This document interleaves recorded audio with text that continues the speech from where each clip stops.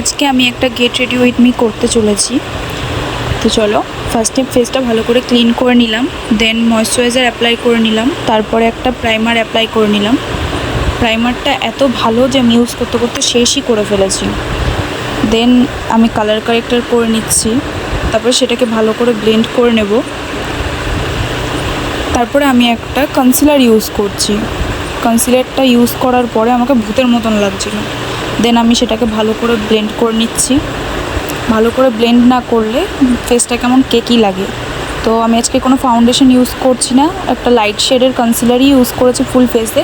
তো সেটাকেও ভালো করে ব্লেন্ড করে নিয়েছি। দেন পালা হচ্ছে ব্লাশার আমার লাগাতে খুব ভালো লাগে, তো সেটা আমি খুব ভালো করে ব্লেন্ড করে নিচ্ছি অ্যান্ড অনেকটা করে ইউজ করেছি।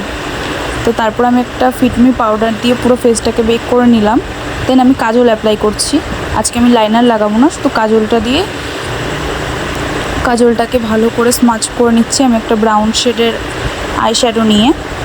দেন আমি আমার আই মেকআপটা কমপ্লিট করছি। আমি আইব্রোটা আগেই করে নিয়েছিলাম, সেটা ক্লিপ নিতে ভুলে গেছি। দেন আমি একটা মাস্কারা অ্যাপ্লাই করে নিচ্ছি। এই মাস্কারাটা খুব ভালো, খুব সুন্দর ভলিউম দেয়।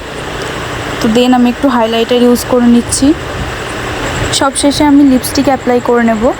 লিপস্টিক না পরলে পুরো মেকআপটা ইনকমপ্লিট লাগে।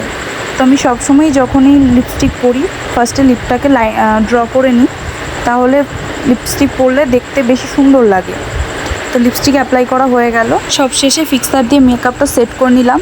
দেন এই যে ফাইনাল লুক, কেমন লাগছে সবাই জানিও। ফেসবুক থেকে দেখলে লাইক অ্যান্ড ফলো করে দিও, আর যারা ইউটিউব থেকে দেখছো তারা চ্যানেলটা সাবস্ক্রাইব করে পাশে থেকো। Thank you.